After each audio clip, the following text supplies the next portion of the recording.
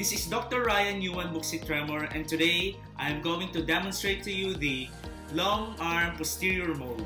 To begin with, the long arm posterior mold is very useful in certain situations, like when you are transporting the patient into a hospital facility or waiting for the treatment for our patient. So this is a temporary immobilization technique for our patient who has an injury in the wrist, along the forearm, along the elbow, or along the arm. You can apply this long arm posterior mold in your elbow in flexion or in extension. You can also apply it with your wrist through extension and flexion. You can also apply it with your wrist in neutral rotation, in supination, or in pronation. So now, let's begin! For the long arm posterior mold, these are the materials we will need: stockinette, bandage scissors, wadding sheet, plaster of Paris, elastic bandage, basin with water, arm sling.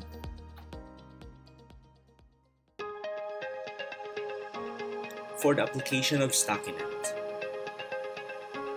we will start this procedure by measuring an adequate length of stockinette needed. We will roll this inward for the convenience of the patient. This stockinette should be 2 to 3 inches distal to your fingers up to the level of the shoulder area. After cutting, we will then make a small slit along the area of scaphoid, the wrist area. This will be the hole to which we can expose the thumb.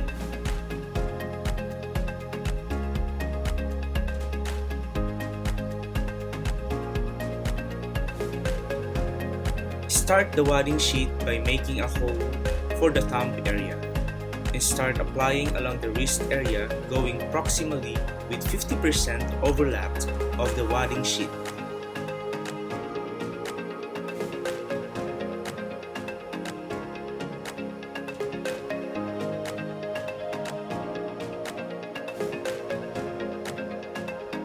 Add wadding sheet as needed.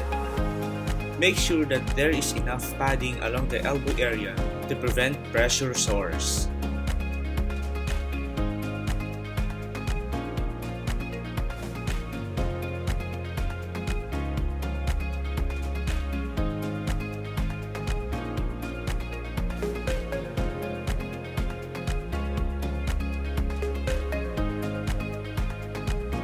We will now determine the length of the cast that is needed for the patient.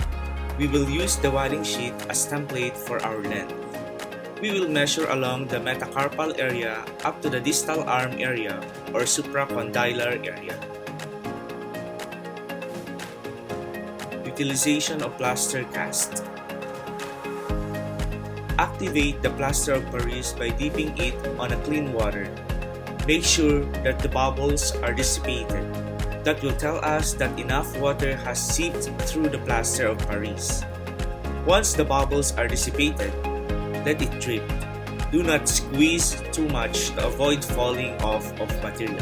Applying a plaster of Paris to the wadding sheet. Make an overlap wadding sheet. Roll over the plaster of Paris to wadding sheet. Then make at least 8 to 10 rolls. Then cover the plastic of Paris with wadding sheet. Apply it to the patient.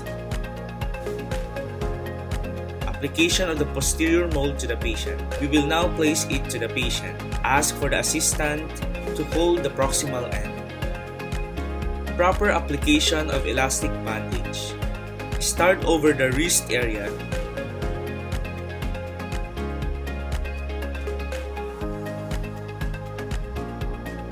We need to apply it a little bit tighter than the normal in order for the plaster of Paris to mold over the patient.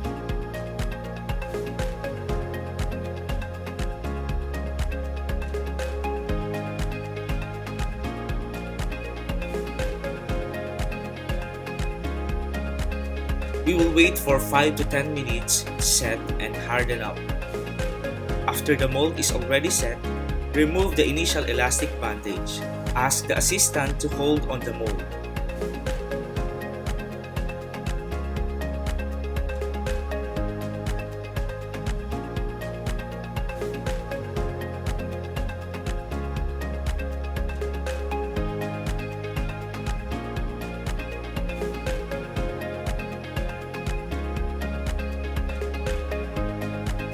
We are now ready to reapply the elastic bandage.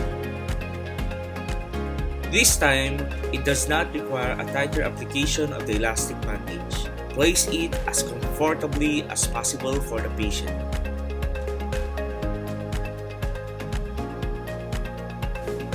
The only purpose now of the elastic bandage is for the mold not to fall off.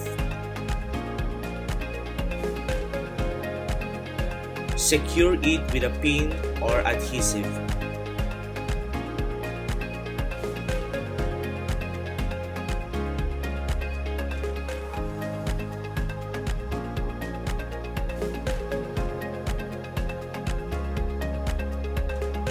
Application of arm sling.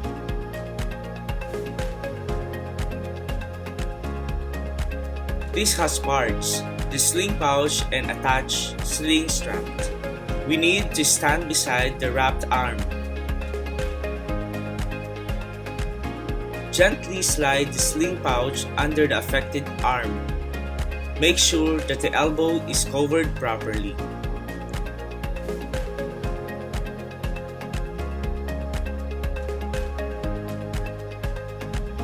Gently bring the strap up and over the head. Make sure that the strap is properly fitted into the patient's neck so that you can adjust the strap. Make sure that the patient is comfortable.